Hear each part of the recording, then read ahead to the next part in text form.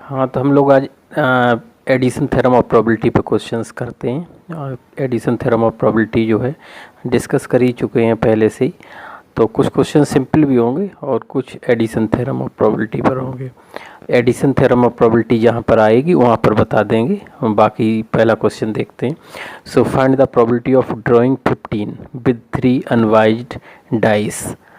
तो ये बात मैंने बता दी थी कि सिंगुलर नंबर जब होता है तब डाई लिखते हैं और जब प्लूरल नंबर होता है तब डाइस लिखते हैं। ये आप दोनों चीज़ ध्यान रखिए। डाई क्या है? सिंगुलर नंबर मतलब एक वचन, और डाइस क्या है? उसका बहुवचन। ठीक है, तो ये दोनों चीज़ें ध्यान रखेंगे, डाई और डाइस। तो 3 अनवाइज्ड डाइस। अनवाइज्ड का मतलब समझते हैं कि अनवाइज्ड का मतलब है कि उसमें जो है हर एक अंक के आने की संभावना इक्वल है। ये नहीं है कि 2 ज़्यादा बार आ जाए या 3 ज़्यादा बार आ जाए या 4 ज़्यादा बार आ जाए। यानी हर डिजिट जो है 1 से लेके 6 तक सभी डिजिट्स के आने के चांसेस जो हैं वो इक्वल हैं। Then such type of die is known as unbiased die.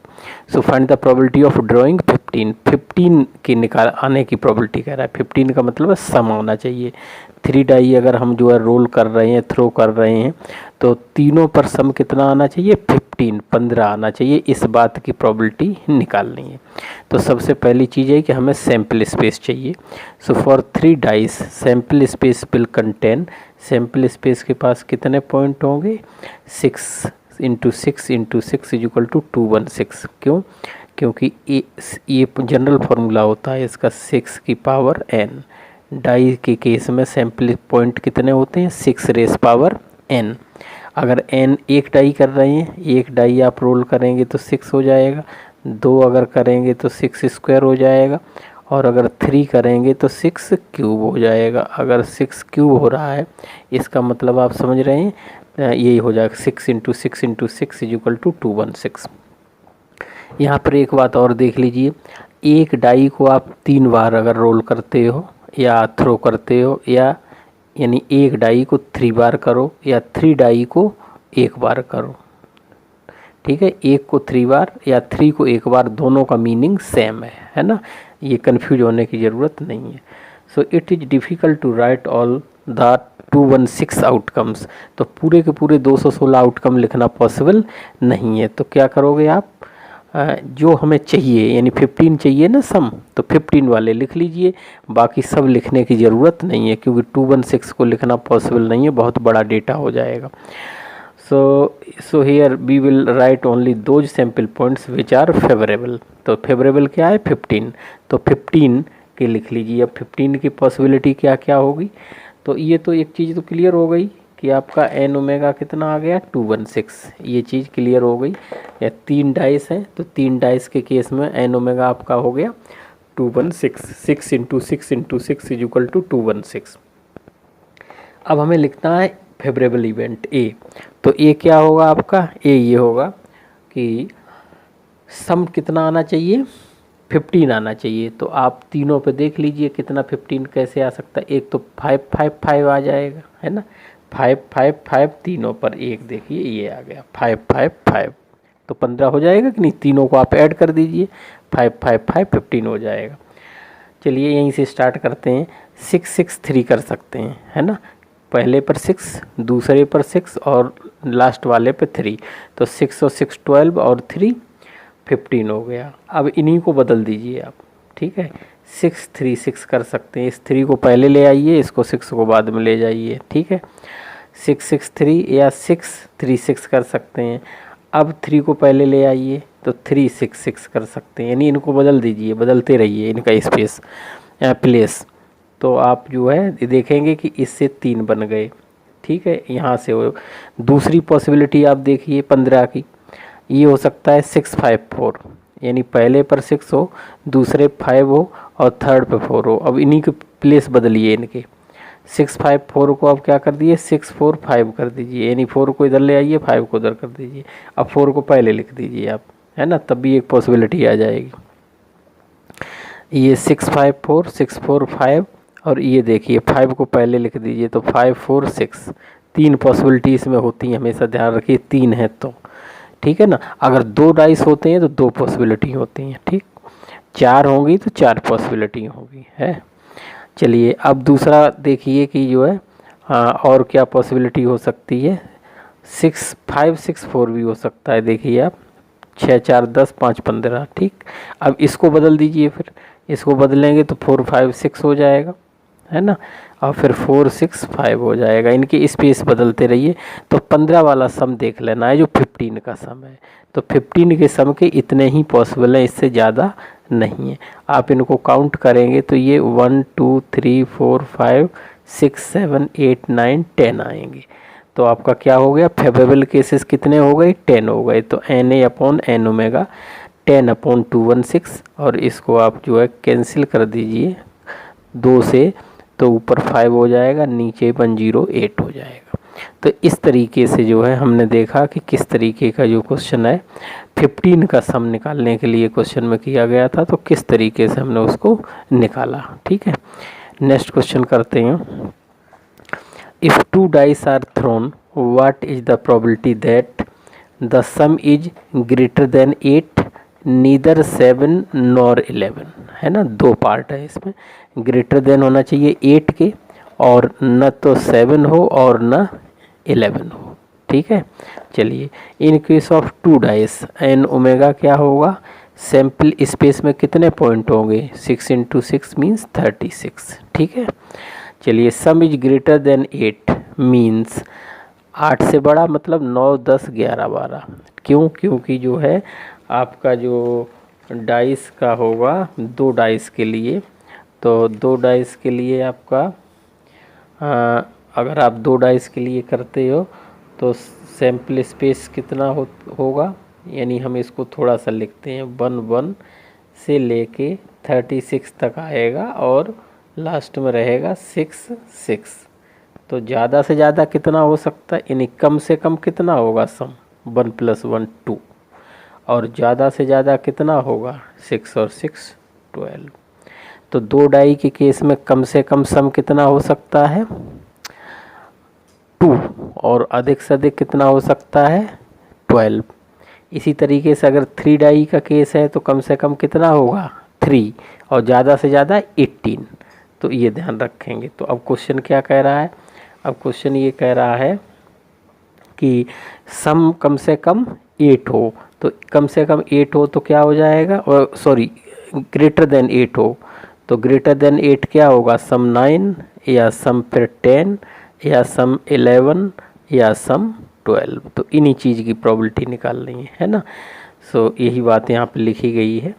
So probability of sum is greater than 8 equal to probability of 9 plus probability of 10 plus probability of 11 plus probability of 12।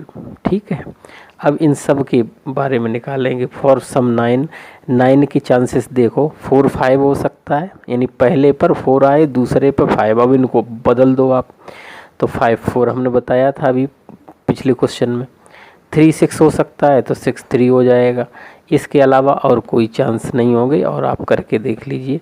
तो 4 5 5 4 3 6 6 3, तो total कितने हो गए 4। तो P9 की probability कितनी हो जाएगी 4/36। राइट। सम 10 के लिए देखिए, सम 10 के लिए आप देखते हैं तो क्या होगा, 10 के लिए देखिए तो 4 6 हो सकता है। ठीक, 4 6 को तुरंत उलट दीजिए आप, 6 4 हो गया है ना, और 5 5 हो सकता है। 10 के लिए 3 पॉसिबिलिटी होगी, तो प्रोबेबिलिटी ऑफ 10 हो जाएगा 3/36। राइट। नेक्स्ट फॉर सम 11 के लिए क्या हो सकता है 5 6 या 6 5। ठीक है, 2 ही पॉसिबिलिटी होंगी, तो P11 हो जाएगा, हो गया 2/36। और 12 के लिए एक ही होगा 6 6, तो P12 हो गया 1/36। ठीक है, तो और इन सब को आप यहाँ पुट कर दीजिए। ठीक, तो पुट करेंगे तो यहाँ पर जो है 4/36 plus 3/36 plus 2/36 plus 1/36 is equal to 10/36 is equal to 5/18। अब क्वेश्चन उठता है कि ऐड क्यों कर दिए, तो यहाँ पर ये था कि सम ग्रेटर देन 8 का मतलब है या तो सम 9 हो या सम 10 हो या सम 11 हो या सम 12 हो, या जहाँ लगता है, जहाँ पर या अथवा लगता है वहाँ पर प्लस होता है। ठीक है, एडिशन थ्योरम ऑफ प्रोबेबिलिटी लगेगी प्लस।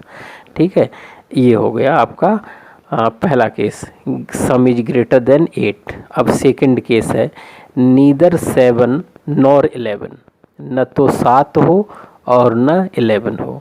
तो इसके लिए हम जनरल रूल लिखते हैं, probability of neither A nor B. अगर ऐसा कभी दिया है, probability of neither A nor B is equal to probability of complement लगाना होगा, ए पर कंप्लीमेंट, नीदर ए और नॉर बी इसको लिखते हैं, इसको क्या कहते हैं, और जब आता है तो इंटरसेक्शन लगता है।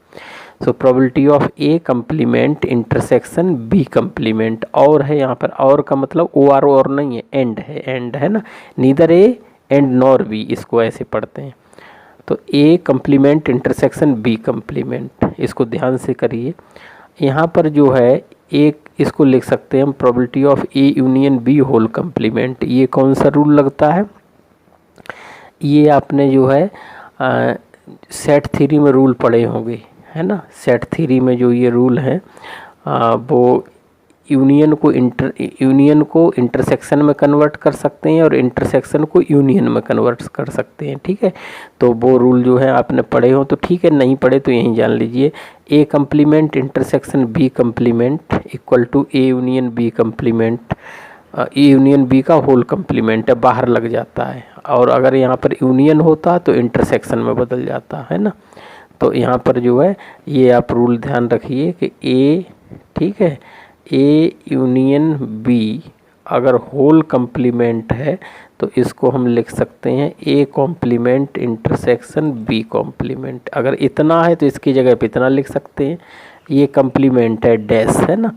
और इसी तरीके से एक इंटरसेक्शन बी होल कंप्लीमेंट है तो इसको हम लिख सकते हैं ए कंप्लीमेंट यूनियन बी कंप्लीमेंट, है ना। इतना लिखा है तो उसकी जगह इतना लिख सकते हैं, ये लिखा है तो ये लिख सकते हैं जहाँ पर ज़रूरत है। तो हमारे पास कितना था, इतना था, तो इसकी जगह पे हमने इतना लिख दिया। ठीक है, ये आप रूल जो है, इतना रूल जो है आप ध्यान रखिए ये, ठीक है, सेट थ्योरी के रूल।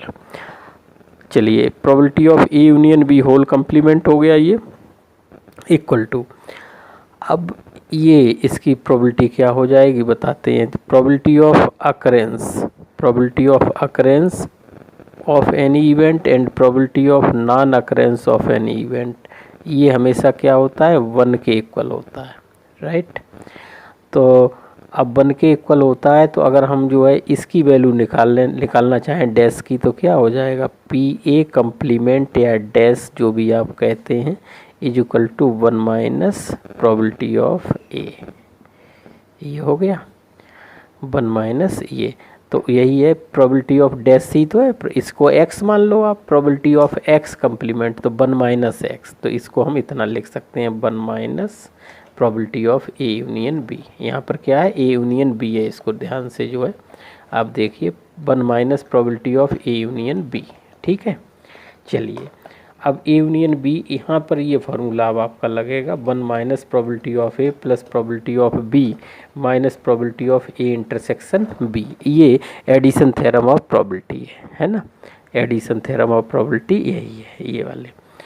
चलिए, यहाँ पर इंटरसेक्शन नहीं होगा, इंटरसेक्शन की वैल्यू जो है वो यहाँ पर 5 होगी। क्यों, क्योंकि जो है जिस केस में हम काम कर रहे हैं, नीदर 7 नॉर 11, तो 7 और 11 में कोई चीज़ कॉमन नहीं आएगी। जो सम हम 7 लेंगे और जो सम हम 11 लेंगे वो दोनों सम अलग अलग होंगे, उनमें कॉमन कुछ भी नहीं आएगा। इसलिए इंटरसेक्शन वाली चीज़ क्या होगी, ये प्रोबेबिलिटी 0 हो जाएगी। Since probability of A intersection B is equal to 0 because A and B are disjoint, इनमें कोई भी चीज़ कॉमन नहीं है। डिसजॉइंट का मतलब है कॉमन नहीं है। फॉर द सम 7 एंड 11, है ना। अगर यहाँ पर कॉमन होता तो ये भी काम करता, माइनस करना पड़ता, लेकिन कॉमन नहीं है तो इसलिए ये ख़त्म हो जाएगा। कितना बचेगा, 1 minus probability of A plus probability of B, इतना बचेगा। अब यहाँ पी ए और पी बी की वैल्यू हमें रख देना है, हमारा काम आगे बन जाएगा, राइट। तो नेक्स्ट पेज पर हम देखते हैं इसको। देखिए therefore probability of neither 7 nor 11 is equal to 1 minus probability of 7 plus probability of 11। तो हमने पूरा एलेबोरेट कर दिया कि कैसे आएगा। नाउ फॉर सम 7 के लिए क्या पॉसिबिलिटी हो सकती है? 3 4 हो सकता है, 4 3 हो सकता है, 1 6 हो सकता है, 1 6 के 6 1 हो सकता है, 2 5 हो सकता है, 5 2 हो सकता है। इतनी पॉसिबिलिटी है। कितनी है टोटल? काउंट करिए, 6 होगी। तो P7 हो गया 6/36 और P11 क्या हो सकता है? 5 6 और 6 5 दो ही होंगी। तो P11 की प्रोबेबिलिटी हो गई 2/36। तो therefore probability of neither 7 nor 11, तो 1 में से माइनस कर दो, 1 माइनस 6 अपॉन, ये रख दीजिए जाके यहाँ पर, 1 माइनस 6/36 प्लस 2/36, तो 1 माइनस 8/36। इसको कैंसिल करो 2 से, तो ये 4 टाइम, ये 18 टाइम, 2 से काट दो। तो 1 माइनस 4/18 इक्वल टू 1 माइनस 2/9, फिर 2 से कट जाएगा, है ना। तो ये 2 हो जाएगा और ये 9 हो जाएगा। 9 माइनस 2/9 होगा, तो 9 माइनस 2 7 7/9 इतना बचेगा। तो ये क्वेश्चन हमने किया जिसमें 2 पार्ट थे, है ना। अब 2 पार्ट के बाद अगला क्वेश्चन हम करते हैं, ठीक है। चलिए question number 3। So a person throws 3 coins. तो कोई व्यक्ति है जो कितने कॉइन फेंक रहा है? 3 कॉइन फेंक रहा है। Find the probability that at least 1 head turns up. तो इस बात की प्रोबेबिलिटी निकालिए कि कम से कम एक हेड आए, ठीक है। तो 3 कॉइन का केस है, तो देखो सैम्पल स्पेस ये बनता है 3 कॉइन में, या तो तीनों में पे एच आएगा, या पहले 2 पे एच और थर्ड पे टी, या फिर HTH, है ना, या THH।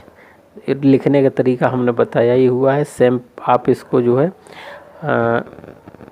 ऐसे लिख सकते हैं ट्री डायग्राम से। मैं बता दे रहा हूँ फिर से एक बार, अगर कोई प्रॉब्लम है। एक को अगर आप टॉस करते हैं तो ओमेगा होता है HT, एक को टॉस करोगे, ठीक है। अगर 2 को टॉस करोगे तो फिर क्या हो जाएगा? Sample space HT cross HT, ठीक है। अब इसको ट्री आप जो है इसको कर दीजिए पूरा एक्सपेंड कर दी, तो H का H के साथ HH, फिर H का T के साथ HT, फिर T का H के साथ TH, फिर T का T के साथ TT। 4 आ गए 2 में। अब अगर 3 करने हैं तो आप क्या करिए, 3 के लिए फिर HT का फिर से आप इसमें कर दीजिए, इस वाले में, 2 वाले में, तो 3 का मिल जाएगा। HT, TH और TT, ये आ गया। अब इसको आप जो आगे बढ़ाएंगे तो H का करो पहले सब में, तो सब का H का करोगे तो क्या होगा? तीनों H आ जाएंगे। फिर H का इसमें करो, HT आ गया। फिर H का इसमें करो, HTH आ गया। फिर H का आगे करो, HTT आ गया। फिर T का करो, तो T का करोगे तो THH आ गया। फिर T का इसमें करो, THT आ गया। फिर T का इसमें करो तो TTH आ गया, है ना। फिर T का लास्ट वाले में करो तो TTT आ गया। ये तरीका है लिखने का, ठीक है। इस तरीके से आप इसको करते हैं, जो प्रोसेस है लिखने का वो मैंने बताया। चलिए आज इधर आ जाइए आप। तो ये आपका सैम्पल स्पेस होता है। किस बात की probability? Find the probability that at least 1 head turns up. कम से कम एक हेड आए, कम से कम एक हेड आए, ये कह रहा है। तो कम से कम एक हेड आए। So in case of throwing 3 coins sample space will contain 8 points. हमने बताई दिए, ये 8 हैं। प्रोबेबिलिटी एटलीस्ट 1 हेड, कम से कम एक हेड आए, इसको ऐसे लिखते हैं आप शॉर्ट में, है ना। 1 माइनस प्रोबेबिलिटी नो हेड, मतलब कम से कम एक हेड, या 1 माइनस प्रोबेबिलिटी नो हेड लिखो, एक के बाद है, equal to 1 minus no head. No head का मतलब सभी टेल, तो सभी टेल का एक ही तो है, तो 1 माइनस 1/8, 8 माइनस 1/8 7/8। तो डायरेक्ट ऐसे कर सकते, अदरवाइज देख के भी आप कर सकते हो। कम से कम एक हेड आए, तो कम से कम एक हेड आए का मतलब ये भी होगा, इसकी प्रोबेबिलिटी कितनी होगी? 1/8, क्योंकि 8 है ना, इसकी प्रोबेबिलिटी 1/8, ठीक है। इसकी प्रोबेबिलिटी 1/8, इसकी प्रोबेबिलिटी 1/8, इसकी प्रोबेबिलिटी 1/8, सभी की प्रोबेबिलिटी 1/8 होती है इसमें। तो इसकी प्रोबेबिलिटी 1/8, इसकी प्रोबेबिलिटी भी 1/8, इसकी प्रोबेबिलिटी भी 1/8। तो कम से कम एक हेड आए तो कितने हैं? 7 हैं। तो जोड़ते जाओ 1/8 plus 1/8 plus 1/8 plus 1/8 plus 1/8 plus 1/8 plus 1/8, तब भी 7/8 आ जाएगा। और शॉर्ट में अगर करना चाहो तो आप डायरेक्ट यहाँ से कर सकते हैं, ठीक है ना। ये है, तो आप आगे बढ़िए नेक्स्ट एग्जाम्पल पे। Example number 4, find the chance of throwing more than 15, है ना। ये पहले एग्जाम्पल की तरह है। Find the chance of throwing more than 15 in one throw with 3 dice, ठीक है ना। तो 3 डाइस के एक थ्रो करना है, उसमें आपको 15 से ज़्यादा का सम निकालना है। तो 15 से तो एन ओमेगा तो आपका वही होगा 216, और 15 से ज़्यादा का सम क्या हो सकता है? 16, 17 और 18, यही तो होगा भाई। मोर देन 15 का मतलब P16, probability of 17, probability of 18। चलिए, तो 16 के लिए क्या पॉसिबिलिटी हो सकती है? 466 हो सकता है। अब इसी को वेरी करा दो, 646 या 6664 हो सकता है। अब 556 हो सकता है, 655 हो सकता है, 565 हो सकता है। तो टोटल आप काउंट करोगे तो 6 आएंगे। तो प्रोबेबिलिटी ऑफ 16 क्या हो जाएगा? 6/216। 17 के लिए 665 हो सकता है, 656 हो सकता है, यही वेरी करेंगे तीनों, तो 3/216। 18 के लिए एक ही होगा, 666। तो प्रोबेबिलिटी ऑफ 18 1/216। तीनों को ऐड कर दो आप, तो 6/216, 3/216 प्लस 1/216 इक्वल टू, ऐड कर दो 639 प्लस 110, क्योंकि नीचे सेम है ना, तो इसलिए 10/216 इज इक्वल टू 5/108। तो इसका आंसर आ जाएगा 5/108। तो ये नेक्स्ट जो है, नेक्स्ट एग्जाम्पल देखते हैं। ये देखिए, अ bag contains 4 red and 3 black balls. कोई एक बैग है जिसमें 4 रेड और 3 ब्लैक बॉल्स हैं। 2 drawings of 2 balls are made.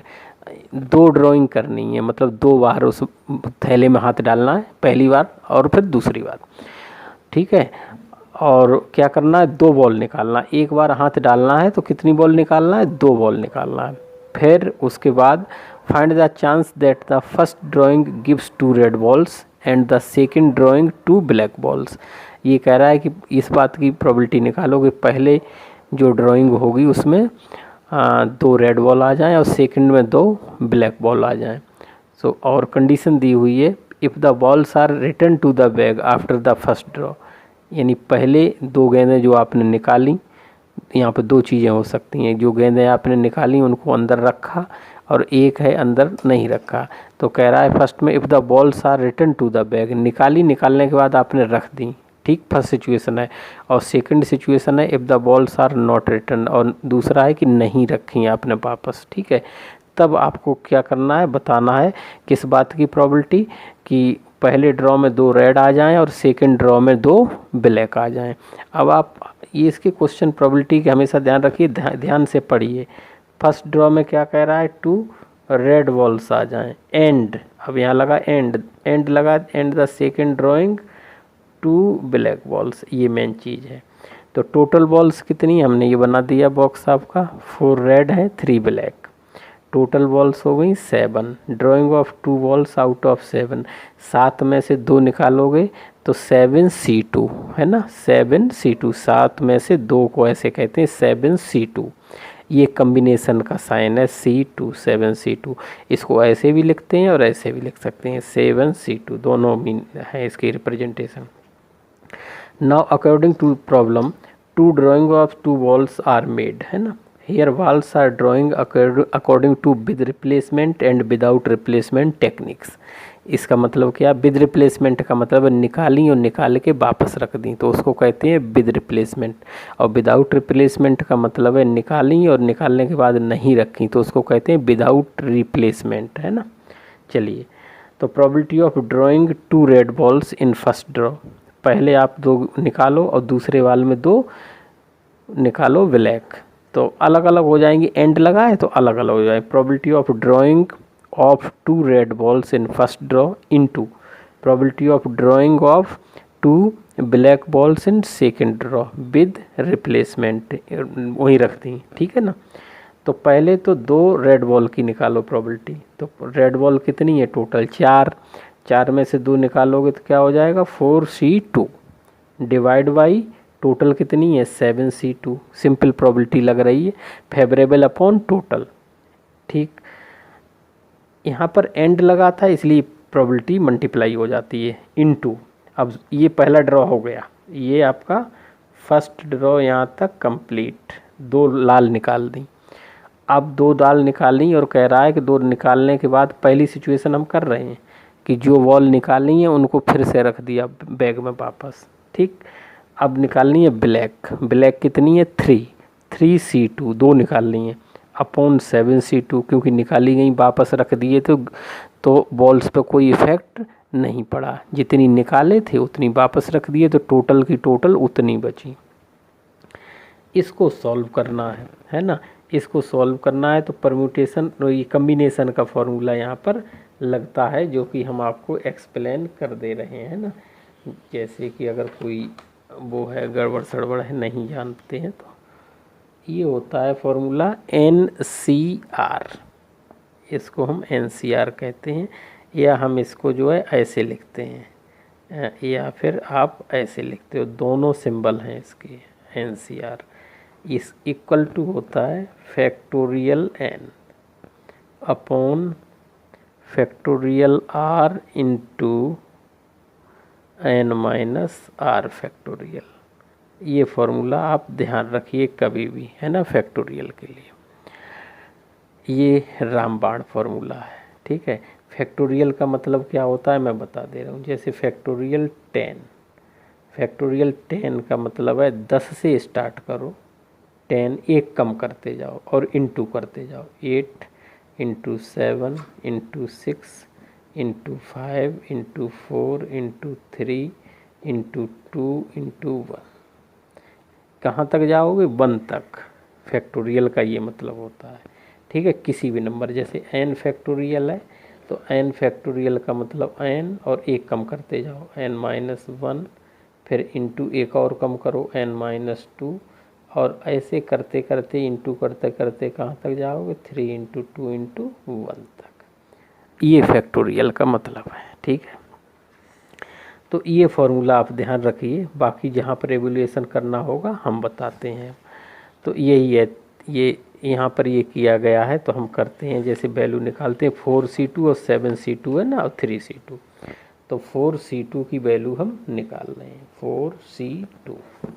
4C2 का मतलब अब यही फार्मूला लगाओ NCR वाला, n की जगह कितना है 4, r की जगह 2, यहाँ रखो फैक्टोरियल n मतलब फैक्टोरियल 4 अपॉन r का मतलब ये factorial 2, n minus r 4 minus 2 factorial, ठीक है।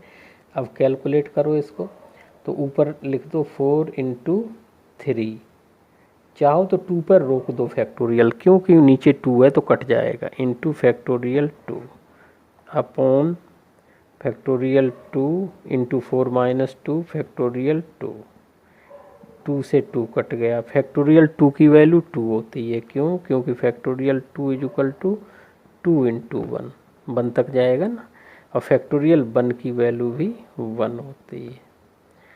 तो ये क्या हो गया, आप ये कैंसिल कर दीजिए, 4 इंटू 3 अपॉन 2 का मतलब 2 इंटू 1, तो काटो इसको 2 टाइम, तो कितना आ गया 6 आ गया।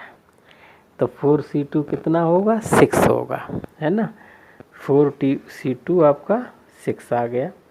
इसी तरीके से आप 3C2 निकाल सकते हैं, 3C2, तो 3C2 आपका कितना आएगा फैक्टोरियल 3 अपॉन फैक्टोरियल 2, और 3 में से 2 गया फैक्टोरियल 1 इन 2 में, है ना। तो फैक्टोरियल 3 को आप लिख दीजिए 3 इंटू 2 इंटू 1 तक जाता है, और 2 फैक्टोरियल को 2 इंटू 1 लिख दीजिए, चाहे मत लिखिए कोई दिक्कत नहीं। तो ये फैक्टोरियल 1 ही होता है, तो T2 से 2 कटा, कितना आ गया 3 आ गया, ये आ गया। तो हमने देखो 4C2 निकाल दिया, आपका 3C2 निकाल दिया। अब 7C2 निकालना है। 7C2 कितना होगा, फैक्टोरियल 7 अपॉन फैक्टोरियल 2 और 5, 7 में से 2 गया 5 इंटू फैक्टोरियल 5। कैलकुलेट करो इसको, 7 into 6 into factorial 5 upon factorial 2 into factorial 5। अब कहोगे क्यों रोक दिए, काटने के लिए रोक दिए, यहाँ से यहाँ फैक्टोरियल हम जहाँ चाहें वहाँ रोक सकते हैं कैंसिल करने के लिए। फैक्टोरियल 2 की वैल्यू 2 होती है, तो 2 से ये काट दो 3 टाइम, तो कितना आया 21 आया। इस तरीके से निकलता है सब। आ जाइए प्रॉब्लम पर वापस, हमने वो सब किया हुआ है यहाँ। फैक्टोरियल 4 और यहाँ 2 फैक्टोरियल उसकी वैल्यू निकाली है, ये सब लगाया हुआ है दोनों इंटू करके, और ये कैलकुलेशन भी पूरी करी हुई है। आप चाहो तो कर लेना, और नहीं तो हमने यहाँ पर करके दिखा दिया आपको। आप डायरेक्ट यहाँ रख सकते हो, 4C2 की जगह 6 लिख दीजिए, 7C2 की जगह 21। तो हम देखो यहीं कर देते हैं, आप डायरेक्ट मैंने यहाँ पर किया हुआ है, आप चाहो तो यहीं कर लो। हमारे पास क्या है, 4C2 अपॉन 7C2 है इंटू 3C2 अपॉन 7C2, यही तो है। चलिए 4C2 की वैल्यू हमने निकाली है, 6 आई है, 6 इसकी वैल्यू 21 इंटू 3C2 की वैल्यू 3 आई है, 3 अपॉन ये 21। ठीक है, चलिए कैंसिल कर दीजिए, 3 से ये 7 टाइम है ना, और ये भी 6 जो हो जाएगा, ये 6 को आप लिख सकते हो 2 इंटू 3, और 3 से इसको काटो 7 टाइम। ठीक है, तो ऊपर कितना बचा, 2 बचा, और नीचे कितना बचेगा 49, 7 इंटू 7, इतना ही आया होगा। देखिए 2/49।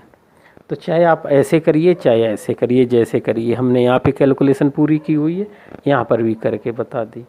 ठीक है, सेकंड क्या है, सेकंड है if the balls are not return, अगर बॉल्स जो है वो रिटर्न नहीं की जाती हैं। So probability of drawing of 2 red balls in first draw, first draw में तो 2 रेड निकाल ली, अब लेकिन वापस नहीं रखी। अब वापस जब नहीं रखी, इसका मतलब है बॉल सब बैग में कितनी रह गई, 5 है ना।